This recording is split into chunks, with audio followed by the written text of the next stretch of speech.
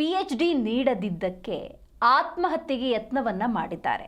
ಸುಜಾತ ಅನ್ನುವಂತಹ ಯುವತಿ ಆತ್ಮಹತ್ಯೆಗೆ ಯತ್ನವನ್ನ ಮಾಡಿರೋದು. 14ನೇ ವಿವಿ ಘಟಿಕೋತ್ಸವ ಕಾರ್ಯಕ್ರಮ ಕೂಡ ನಡೀತಾ ಇರುತ್ತೆ. PhD ನೀಡದಿದ್ದಕ್ಕೆ ಈ ಸಂದರ್ಭದಲ್ಲಿ ವಿದ್ಯಾರ್ಥಿನಿ ಆತ್ಮಹತ್ಯೆಗೆ ಯತ್ನವನ್ನ ಮಾಡಿದ್ದಾರೆ. ಬೆಳಗಾವಿ ರಾಣಿ ಚೆನ್ನಮ್ಮ ವಿವಿ ವಿದ್ಯಾರ್ಥಿನಿ ಸುಜಾತ.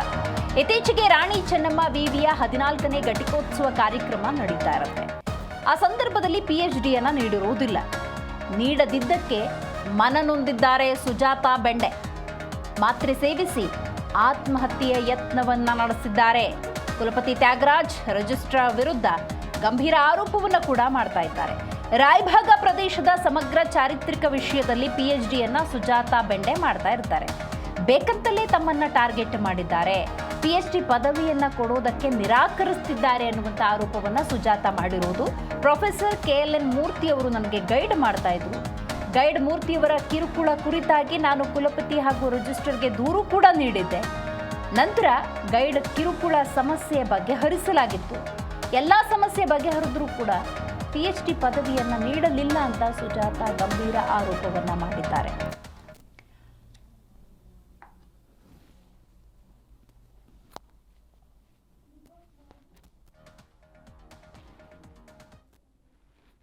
PhD ಪದವಿಯನ್ನು ನೀಡದೆ ಹೋಗಿದ್ದಕ್ಕೆ ನೀವು ದೃಶ್ಯದಲ್ಲಿ ಗಮನಿಸ್ತಾ ಇದ್ದೀರಿ. ವಿದ್ಯಾರ್ಥಿನಿ ಸುಜಾತ ಮಾತ್ರೆ ಸೇವಿಸಿ ಆತ್ಮಹತ್ಯೆ ಯತ್ನವನ್ನ ಮಾಡಿದ್ದಾರೆ. ಅವರಿಗೆ ಸೂಕ್ತ ರೀತಿಯ ಚಿಕಿತ್ಸೆಯನ್ನು ಒದಗಿಸಲಾಗ್ತಾ ಇದೆ. ಹಾಗಾದರೆ ಇವರು ತೆಗೆದುಕೊಂಡಂತಹ ವಿಚಾರ ಯಾವುದು ನೋಡೋದಾದರೆ, ರಾಯಭಾಗ ಪ್ರದೇಶದ ಸಮಗ್ರ ಚಾರಿತ್ರಿಕ ವಿಷಯದಲ್ಲಿ PhD ಮಾಡ್ತಿರ್ತಾರೆ. ಪ್ರೊಫೆಸರ್ KL ಮೂರ್ತಿ ಅವರು ಗೈಡ್ ಕೂಡ ಮಾಡ್ತಿರ್ತಾರೆ. ಗೈಡ್ ಮೂರ್ತಿ ಏನಿದ್ದಾರೆ ಅವ್ರ ಕಡೆಯಿಂದ ಕಿರುಕುಳ ಆಗಿದೆ ಅನ್ನುವಂಥ ವಿಚಾರವನ್ನು ಕುಲಪತಿ ಹಾಗೂ ರಿಜಿಸ್ಟ್ರರ್ಗೆ ತಿಳಿಸಿರ್ತಾರೆ. ಆ ನಂತರ ಸಮಸ್ಯೆನೂ ಕೂಡ ಬಗೆಹರಿಸಲಾಗಿರುತ್ತೆ. ಆದರೆ ಈಗ PhD ಪದವಿಯನ್ನು ನೀಡದೇ ಇರೋದಕ್ಕೆ ಕಾರಣ ಏನೂ ಗೊತ್ತಿಲ್ಲ. ಸೊ ಈ ಹಿನ್ನೆಲೆಯಲ್ಲಿ ಘಟಿಕೋತ್ಸವದ ಕಾರ್ಯಕ್ರಮದ ಸಂದರ್ಭದಲ್ಲಿ ತನಗೆ PhD ಪದವಿಯನ್ನು ನೀಡಿಲ್ಲ ಅಂತ ಹೇಳಿ ಮನನೊಂದಂತಹ ಸುಜಾತ ಬೆಂಡೆ ವಿದ್ಯಾರ್ಥಿನಿ ಏನಿದ್ದಾರೆ ಆತ್ಮಹತ್ಯೆ ಯತ್ನವನ್ನು ಮಾಡಿದ್ದಾರೆ. ಮಾತ್ರೆ ಸೇವಿಸಿ ಆತ್ಮಹತ್ಯೆ ಯತ್ನವನ್ನು ಮಾಡಿದ್ದಾರೆ. ಸೊ ಕುಲಪತಿ ತ್ಯಾಗರಾಜ್ ಅವರ ಫೋಟೋವನ್ನು ನೀವು ಗಮನಿಸ್ತಾ ಇದ್ದೀರಿ. ಜೊತೆಗೆ ರಿಜಿಸ್ಟ್ರರ್ ಅವರ ಫೋಟೋವನ್ನು ಕೂಡ ನೀವು ಗಮನಿಸ್ತಾ ಇದ್ದೀರಿ. ಇವರ ವಿರುದ್ಧ ಗಂಭೀರ ಆರೋಪವನ್ನು ಮಾಡ್ತಾ ಇದ್ದಾರೆ ಸುಜಾತ. ಏನು ಆರೋಪ? ಯಾವ ಕಾರಣಕ್ಕೆ PhD ಪದವಿಯನ್ನು ಕೊಟ್ಟಿಲ್ಲ? ಅದಕ್ಕೇನಾದರೂ ಕುಲಪತಿಗಳು ಸಕಾರಣವನ್ನು ಕೊಡ್ತಾ ಇದ್ದಾರೆ? ಹೀಗೆ ಹಲವು ಪ್ರಶ್ನೆಗಳಿದ್ದಾವೆ. ನೋಡೋಣ, ನಮ್ಮ ಪ್ರತಿನಿಧಿ ಬಾಳಪ್ಪ ಈ ಬಗ್ಗೆ ಮಾಹಿತಿಯನ್ನು ಕೊಡ್ತಾ ಹೋಗ್ತಾರೆ. ಬಾಳಪ್ಪ, ಸುಜಾತ ಹೇಳ್ತಿರೋದೇನು? ಯಾವ ಕಾರಣಕ್ಕೆ PhD ಪದವಿಯನ್ನು ನಿರಾಕರಿಸಿದ್ದಾರೆ ಅನ್ನೋದು ಸುಜಾತ ಆರೋಪ. ಈಗ ಕುಲಪತಿಗಳು ಕೂಡ ಈ ಕಾರಣಕ್ಕೆ PhD ನಿರಾಕರಣೆ ಅಂತ ಹೇಳಬೇಕಾಗತ್ತಲ್ಲ. ಆ ನಿಟ್ಟಿನಲ್ಲಿ ಯೂನಿವರ್ಸಿಟಿ ಆಡಳಿತ ಮಂಡಳಿ ಏನು ಹೇಳ್ತಾ ಇದೆ? ಏನಂದ್ರೆ, ಇದು ರಾಣಿ ಚೆನ್ನಮ್ಮ ಯೂನಿವರ್ಸಿಟಿಯಲ್ಲಿ PhD ಮಾಡುತ್ತಿರುವ ವಿದ್ಯಾರ್ಥಿನಿಗೆ ಯಾವುದೊಂದು PhD ಪದವಿ ಕೊಡದ ಕಾರಣಕ್ಕಾಗಿ ಏನು ನಿದ್ದೆಯ ಮಾತ್ರೆ ಏನು ತೆಗೆದುಕೊಂಡು ಆತ್ಮಹತ್ಯೆಗೆ ಯತ್ನಿಸಿದ ಸುಜಾತ ಎನ್ನುವುದು ಈಗಾಗಲೇ ಏನು ತಿಳಿದು ಬಂದಿದೆ. ಈಗಾಗಲೇ ಸ್ಥಳೀಯ ಆಸ್ಪತ್ರೆಗೆ ಅವರಿಗೆ ಚಿಕಿತ್ಸೆಗೆ ಏನು ಮುಂದುವರೆದಿದೆ.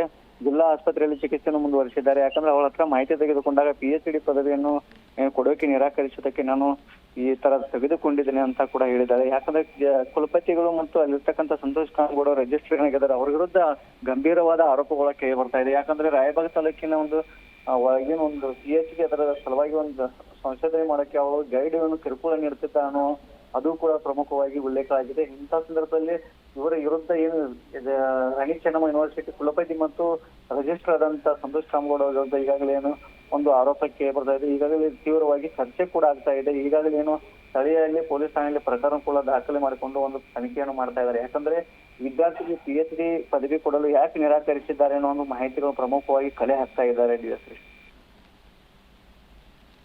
ಮುಂದಿನ ದಿನಗಳಲ್ಲಿ ಆಕೆಗೆ PhD ಪದವಿಯನ್ನು ಒದಗಿಸುವಂತ ನಿಟ್ಟಿನಲ್ಲಿ ಏನಾದರೂ ಕ್ರಮಕ್ಕೆ ಮುಂದಾಗಲಾಗುತ್ತಾ? ಈ ಬಗ್ಗೆ ಏನಾದರೂ ದೂರು ದಾಖಲಾಗಿದೆಯಾ?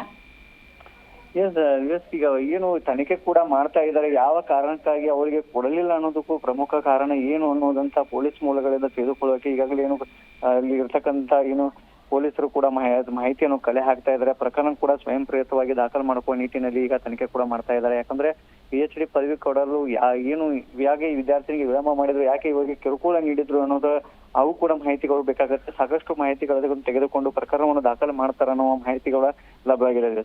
ಒಂದೇನು ಅರ್ಥ ಆಗ್ಲಿಲ್ಲ ಅಂದ್ರೆ, ಈ ಹಿಂದೆ ಪ್ರೊಫೆಸರ್ KL ಮೂರ್ತಿ ಅವರ ಕಡೆಯಿಂದ ಕಿರುಕುಳ ಆಗ್ತಿತ್ತು, ಆ ಸಮಸ್ಯೆಯನ್ನ ಬಗೆಹರಿಸಲಾಗಿತ್ತು ಅಂದ್ರೆ ಬಗೆಹರಿಸಿದವರೇ ಈಗ ಮತ್ತೆ PhD ಪದವಿ ಕೊಟ್ಟಿಲ್ಲ ಅಂದ್ರೆ ಇಂಥ ಕಾರಣ ಅಂತ ಬೇಕಲ್ಲ ಬಾಳಪ್ಪ?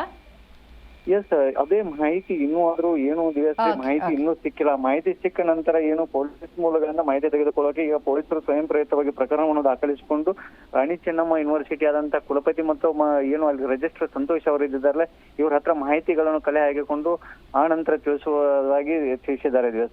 ಥ್ಯಾಂಕ್ ಯು ನಿಮ್ಮೆಲ್ಲ ಮಾಹಿತಿಗಾಗಿ ಬಾಳಪ್ಪ.